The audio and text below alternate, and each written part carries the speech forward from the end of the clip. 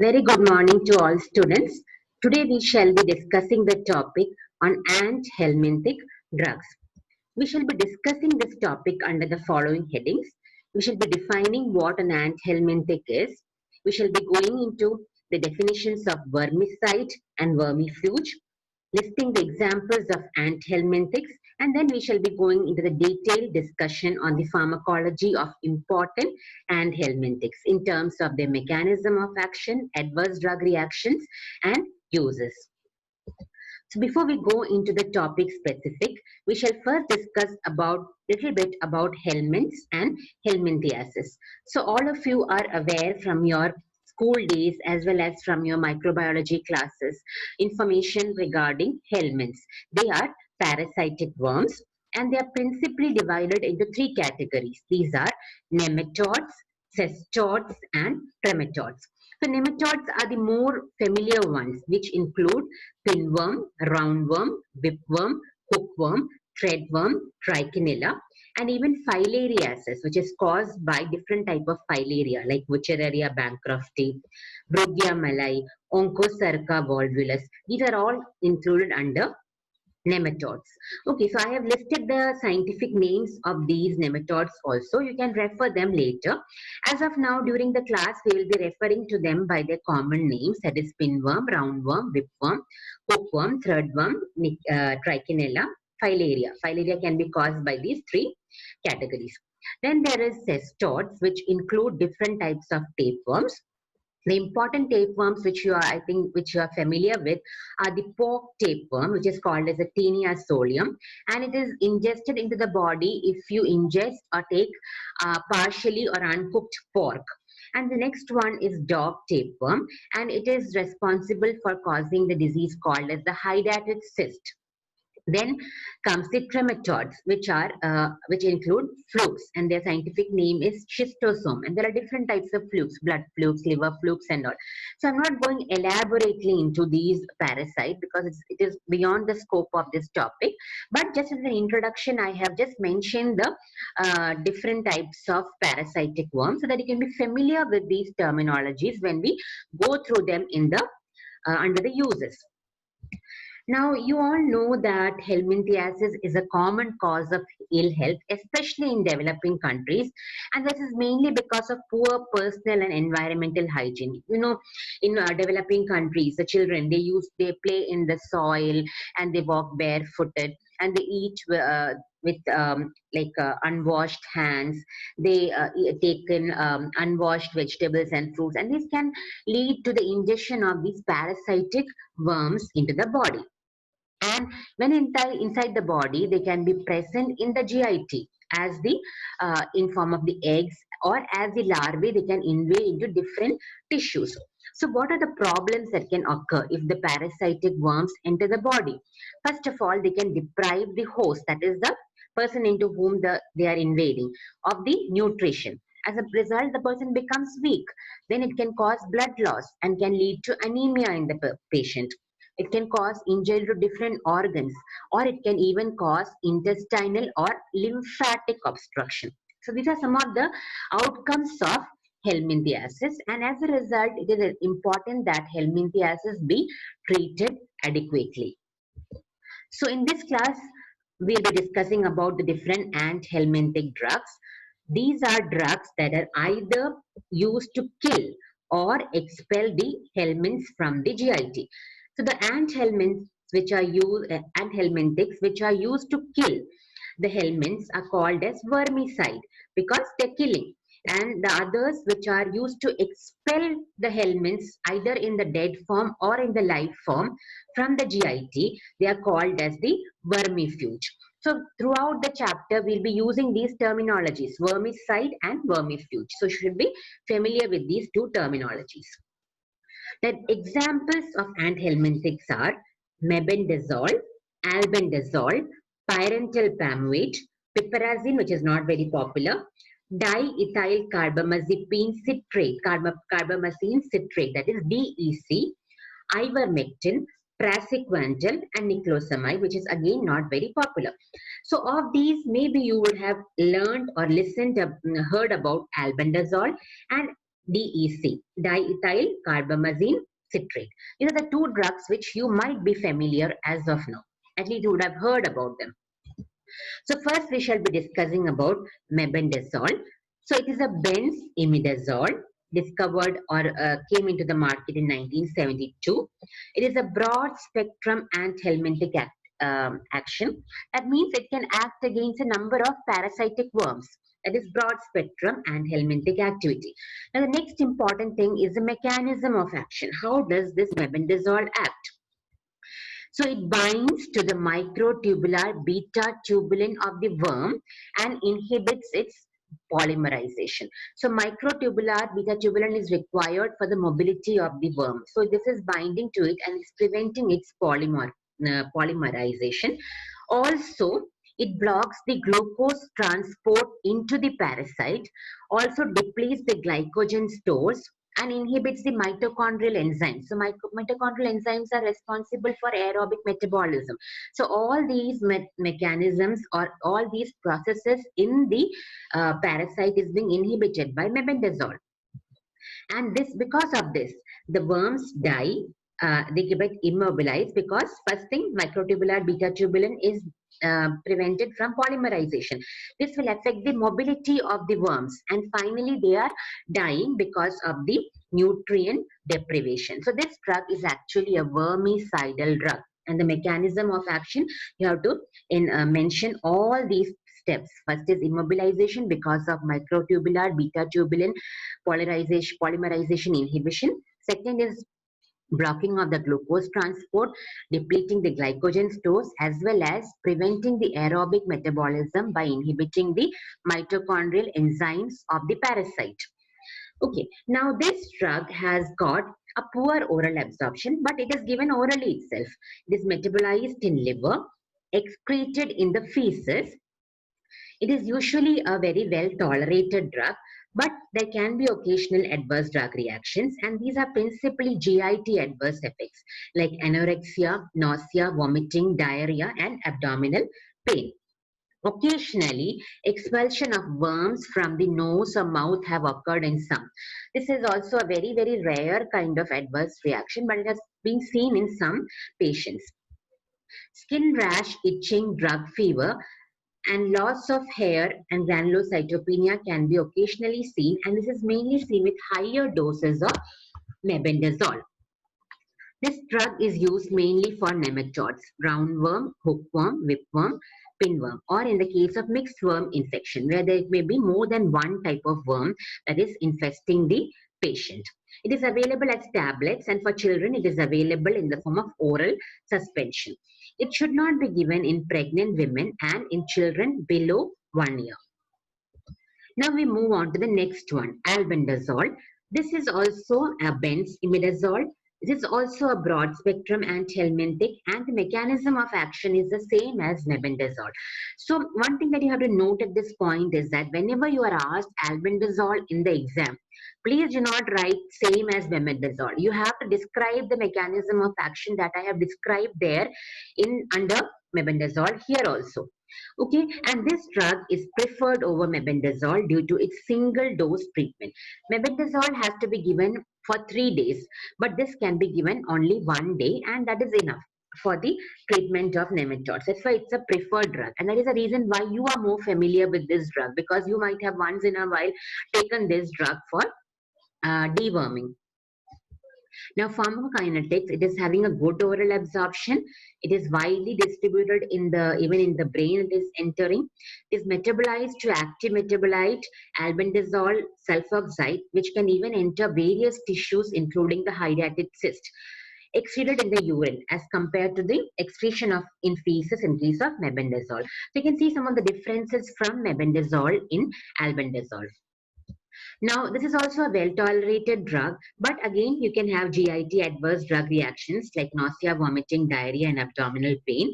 Headache, dizziness, fever, alopecia, jaundice, neutropenia occurs usually with long-term therapy. This is also contraindicated in pregnancy. available in the form of tablets and in the form of syrups also. Now we'll see where is it used. It is used in nematodes, just like the mebendazole. This is also used in nematodes, all kinds of worms which I have mentioned for mebendazole. The advantage is it is having only a single dose. So we just have to take a single dose of 400 milligrams for adults, and for children above 2 years. For children between 1 to 2 years, you have to give a single tablet of half the dose, it is 200 milligrams. This drug is also finding other uses. I told you it is having a wider distribution and can enter even the brain. So it is used also for cutaneous larva migrans. Larva migrans means it is the larvae of the hookworm. Neurocysticercosis, this is the presence of larva in the form of brain cysts, the larvae of Taenia solium. I told you Taenia solium enters through the ingestion of uncooked pork, and sometimes the cysts will be present in the brain. That is called as neurocysticercosis. And this can result in seizures in the patient. Okay, for that also this albendazole is a drug of choice. For hydatid cyst also it is used. I told you hydatid cyst is a type of tapeworm, and it is present in the liver. For lymphatic filariasis as well as filariasis mass treatment also this is used. So albendazole is having additional uses other than that in the nematodes. Now we move on to the next category of drugs, that is parental palmate. And here the mechanism of action is different. It is stimulating the nicotinic cholinergic receptors in the worms. And when the nicotinic cholinergic receptors, that is NM receptors, are stimulated, there is a persistent depolarization which causes a contraction and spastic paralysis of the worms. You have to be familiar with the terminology, spastic paralysis of the worms. And this causes what happens to the worm? Expulsion of the worm from the body, from the GIT. That is, this drug is a vermifuge. So paralysis, after paralysis, the drug is expelled from the GIT, and this is called a vermifugal activity. It is having a poor oral absorption, partly metabolized and excreted in the feces. Again, it is a well-tolerated drug. Occasionally, you can see nausea, vomiting, and diarrhea, and very, very occasionally skin rashes and drug fever. Used mainly against nematodes. Again, it is not very safe in pregnancy or children under 2 years. Now we move on to the next one, piperazine. Again, you can see this is also causing paralysis in the worms, and this is also a vermifuge. But what is the difference from parental palmate? It is causing flaccid paralysis. And how is it causing flaccid paralysis? By GABA agonistic action. So parental palmate, it was having action on the nicotinic receptors. This is having action on the GABA receptors. This is causing flaccid paralysis, but it is also a vermifuge. Again, the ADRs are very similar: nausea, vomiting, abdominal discomfort, and rashes, dizziness, and toxic doses can go in for convulsions in the patient. However, this is contraindicated in renal disease, epileptic patients, but this drug is found to be safe in pregnancy. So piperazine is the only drug so far we have discussed which is safe in pregnancy. Again, this is also used for nematodes, but this is not popular except in pregnancy. So we have discussed about mebendazole, albendazole, parental palmate, and piperazine. Mebendazole and albendazole, they have a similar mechanism of action. Parental palmate and the piperazine, they are mainly affecting the mobility. That is, they cause either spastic paralysis or flaccid paralysis, and they are vermifuge. Whereas mebendazole and albendazole, they are vermicidal drugs. All of them are active against nematodes, but albendazole finds more uses in other conditions like filariasis, hydatid cyst, neurocysticercosis, and hydatid cyst. Now we move on to the next important drug, that is diethyl carbamazine citrate. This is also a drug that you would have heard very commonly. This was the first drug for filariasis. And what is the mechanism of action? It kills microfilaria by altering the membrane of the organelles of the microfilaria. So it is initially microfilaricidal. Prolonged treatment kills the adult worms also. So microfilaria is the larvae of the filarial worm. So we require prolonged treatment to kill the adult worms. So it is a slow macrophylaриcidal. So initially it is microfilaриcidal, which is killing only the larvae, and later on with prolonged treatment it kills the adult worms. So it's a slow macrophylaриcidal. It has got good oral absorption, wide distribution, metabolized in liver and excreted in urine. The adverse drug reactions we can divide into two parts. First one is the drug-induced effects, which include nausea, vomiting, anorexia, headache, and dizziness. The second part is important because as the microfilaria gets killed, it can release chemicals which can cause a type of reaction that is called as Mazotti reaction. And this includes febrile reaction, that is fever-like symptoms, rashes, pruritus, enlargement of lymph nodes, bronchospasm, hypotension. It's a very serious type of adverse drug reaction. You can see hypotension and bronchospasm also is occurring. So it's a serious type of reaction. So how can you minimize this? You can minimize this by starting with a low dose of DEC.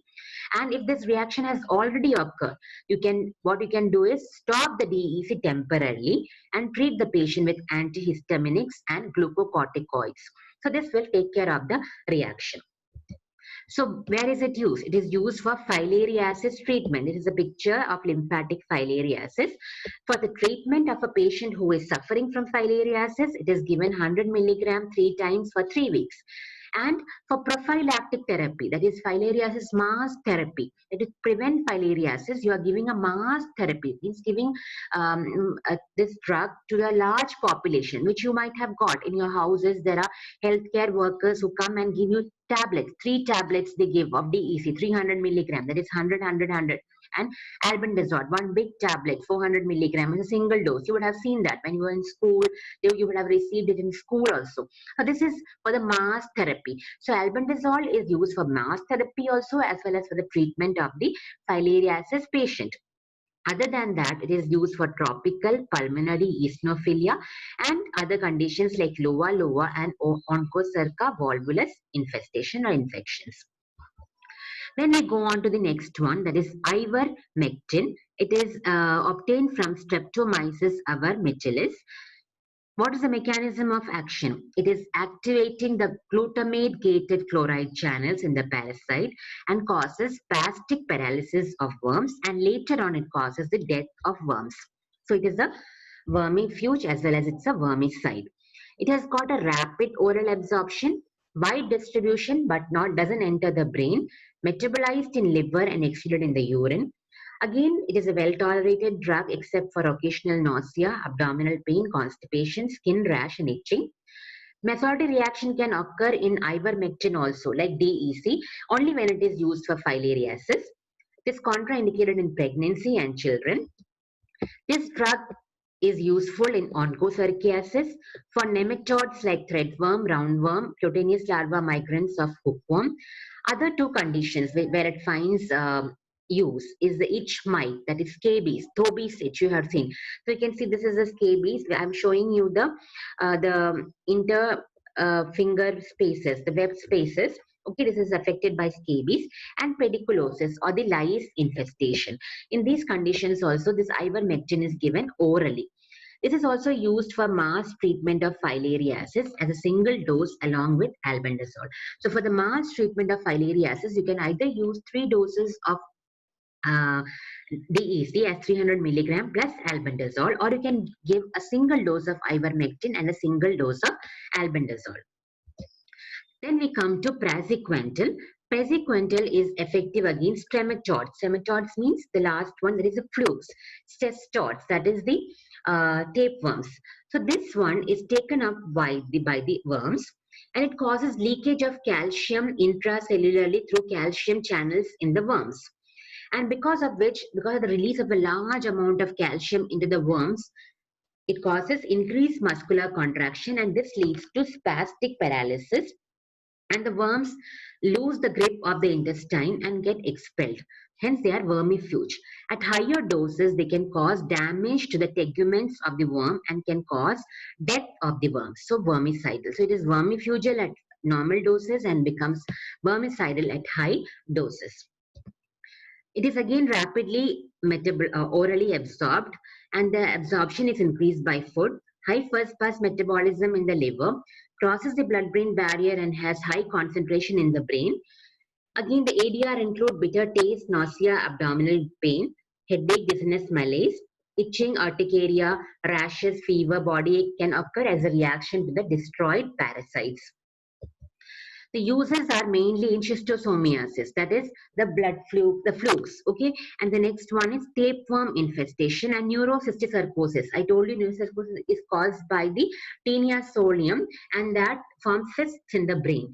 And in this case, since it is crossing the brain, this is a drug that can be used for neurocysticercosis. Other drug which was useful in neurocysticercosis that we discussed is albendazole. The last one is niclosamide. This is also effective against tapeworms, and it inhibits the oxidative phosphorylation in mitochondria of the parasite, and the injured tapeworms are digested by the intestine. This is not a popular drug now. That is why I'm not emphasizing much on this drug. So finally, we'll just have a summary. So we discussed about mebendazole, albendazole, pyrantel pamoate, piperazine, DEC, ivermectin, praziquantel, and niclosamide, of which we'll be mainly concentrating on mebendazole, albendazole, pyrantel pamoate, DEC, ivermectin, and praziquantel. So the mechanism of action of mebendazole, albendazole similar, inhibits the microtubular polymerization, makes the parasite deprived of the nutrient. It is a vermicide. Same with the albendazole. Both are active against nematodes, but albendazole finds greater use in hydatid cyst, neurocysticercosis also, and even in filariasis. Pyrantel and piperazine, they cause paralysis. One causes spastic paralysis by acting on the nicotinic receptors. Other causes flaccid paralysis by acting on the GABA receptor. Both are vermifuge and both are active against nematodes. DEC, it causes, is initially microfilaricidal and then becomes slow macrofilaricidal, and it's used mainly for the treatment of filariasis as well as for the mass therapy of filariasis. Ivermectin causes the death by spastic paralysis and death by acting on the glutamate channels, useful in onchocerciasis, filariasis, nematodes, as well as in scabies and pediculosis. Praziquantel causes a large amount of calcium inside the worm, causes spastic paralysis and death of the worm at the higher dose. Used mainly in cestodes, that is tapeworms, that is neurocysticercosis, and rematodes, that is flukes. Niclosamide, not very popular. Again, it is used mainly for tapeworms. Okay, this is a summary of the helminthic drugs. And so you have to make your notes, and if you have any doubts, please contact me for the explanations. These are the important questions: albendazole, DEC, ivermectin mainly. So with that, we conclude this topic. Thank you all.